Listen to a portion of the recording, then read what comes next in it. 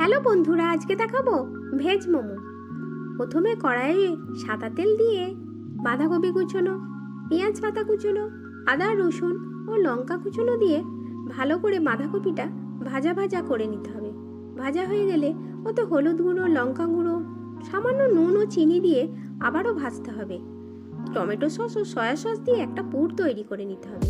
একটা পাত্রে ময়দা, সাদা তেল, নুন ও জল দিয়ে একটা ডো বানিয়ে নিতে হবে। ডো বানানো হয়ে গেলে লুচির আকারে ছোট ছোট গড়ে নিতে হবে। তারপর বেলে নিতে হবে। বেলে নিয়ে তাতে মোমো পুর ভরে দিতে হবে। পুর ভরে যে যেমন শেপে মোমো তৈরি করে নিতে হবে। করার পর একটা স্টিমে জল দিতে হবে। জল দিয়ে মোমোগুলো তার মধ্যে কিছুক্ষণ সেদ্ধ করে নিতে হবে। সেদ্ধ হয়ে গেলেই মোমো তৈরি।